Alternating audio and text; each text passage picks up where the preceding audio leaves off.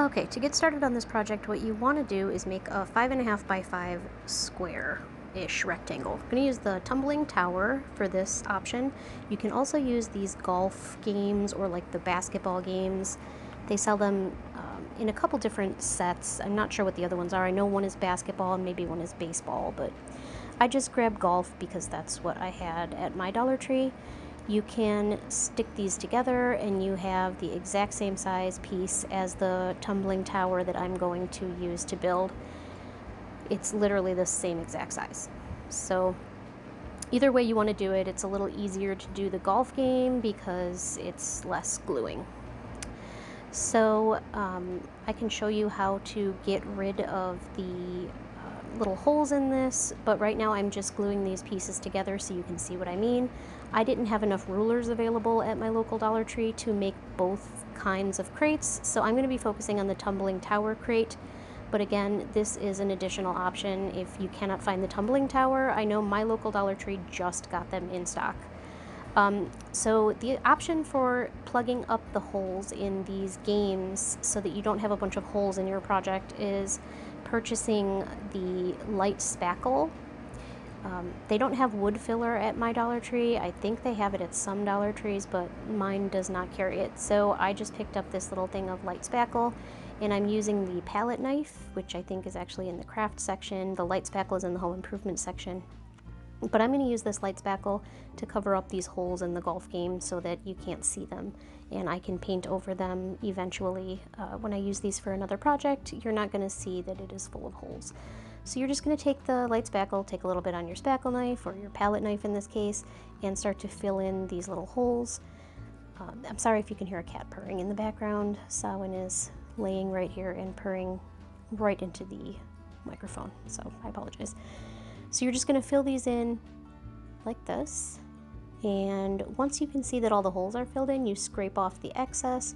You can literally just keep scraping until all the holes are filled in, and then you just remove as much of it as possible. It's super simple. You're going to want to let it dry overnight. So for the sides of the crate, I am using the wooden rulers from Dollar Tree.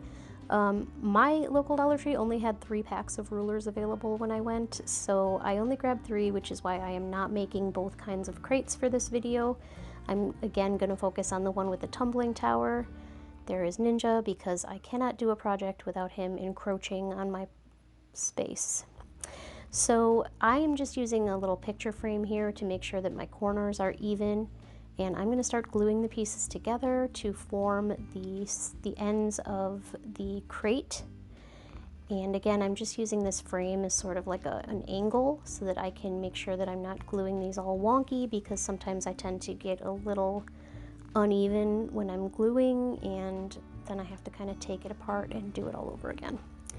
So I believe I used 9 across and 3 down to make the 5.5 by 5. So there's 1 complete. Doesn't matter about the color. There's 2 complete. Now, I know you're going to look at it and be like, hey, 1 looks weird. Yeah, that's because 1 was only 8 across, which I will discover later, and I just had to go in and glue an additional piece. I don't know, I was rushing, so, you know. So I'm gluing the wood rulers to the sides to make the sides of my crate, and I am gluing the flat side out just because it looks a little better. I could have spackled those holes on the end of the crate, but truthfully, it's a rustic design, which is my absolute favorite because I think rustic is like a great way of saying whatever. But rustic is open to interpretation. So I left the holes there. You don't have to, totally up to you. I like to put them on opposite sides. I don't know, it makes my OCD happy. I don't know what else to say about that.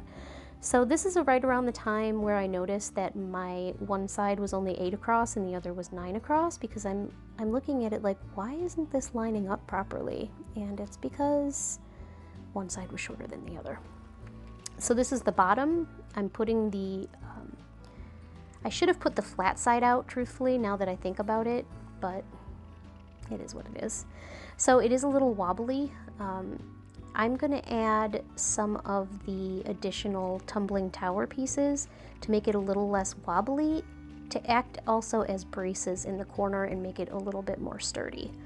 So I am going to grab those, and you're going to need 3 of those for each corner, and I'll show you what I mean.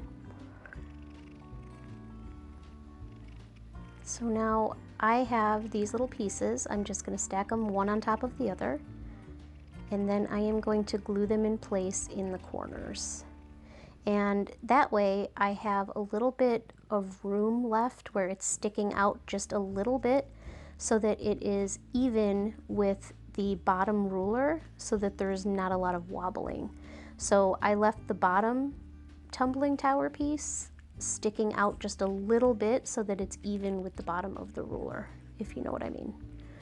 That way it kind of acts as like legs of the crate, in addition to holding everything together along the sides.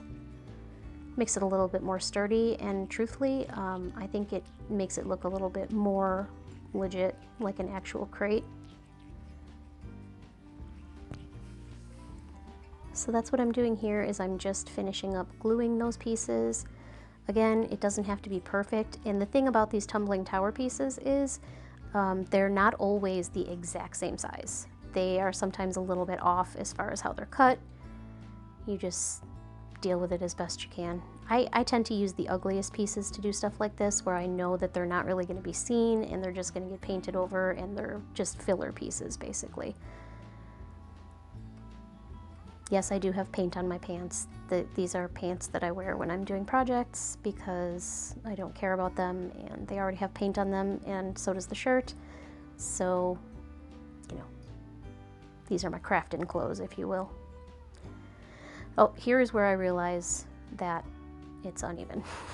So I fixed that, and now it's still a little wobbly. It's not perfect, but at least it's a little bit more sturdy than it was before. But I think the things look good in the corner. They act like little dowels, so it just makes it look a little bit more sturdy. I'm going to be covering the entire crate in Truffle by Waverly.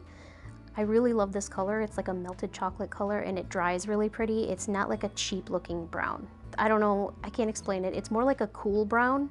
So when it dries, there's just like a little hint of gray in there. So you guys don't need to see me paint this entire thing. You guys know what painting something looks like. I'll spare you all the details, but I did just cover the entire thing in Truffle by Waverly. Now I'm going to go in with a little bit of Elephant and white, and I'm going to mix that together, both by Waverly chalk paint. Elephant is a dark gray, Ninja's back of course to inspect. White, obviously, don't think I need to explain that. So I mixed those together to make a lighter gray. I was looking for the lighter gray, and I think they have one called titanium or platinum, but I didn't have any on hand, so sometimes you just gotta think outside the box. So as usual, I am doing this all off frame. So I'm just mixing that together until I get like a stone gray, and I'm going to use that to dry brush on the outside of the crate so that it looks a little bit more weathered. So I'm just going to mix that up. He's decided to lay down on my project board, which is a common occurrence. For those of you that have cats, you probably know exactly what I'm talking about. So now I've got a very light gray, like a stone gray. I'm going to go in with another sponge brush, and I'm going to distress the outside and inside of the crate, just dry brushing it. So when I'm dry brushing, I dip it in and then I wipe off the excess, and then you just start kind of swiping it on. That's why they call it dry brushing, because you don't really have a lot of wet paint on the brush. So you just kind of start swiping it on there. It does not have to be perfect. Again, this is made to look like this crate has been in use. It does irritate me when I get a little spot like I did there, where it looks like it's, you know what I'm talking about. So I'm just going to keep dry brushing, again, just kind of haphazardly aging and weathering the crate, making it look like it's been used on the farm for years and years. That's the point of weathering. I'm using gray. A lot of people use just plain white. I like the way the gray looks with Truffle. I think it kind of brings out the cool tones in this brown. And this is only one coat of Waverly Truffle paint, and the reason I did that is because if the natural wood shone through, I didn't mind that. I figured it just added to the distressed look of everything. So I'm just going to continue dry brushing and sort of wet brushing, obviously, by this last board here. And then after that, I went in with Elephant, just the darker gray, and I dry brushed it again. Here is the end result. I think it turned out really great.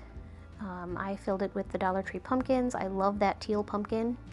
Hope you enjoyed this video, guys. Don't forget to subscribe, and I'll see you in my next video.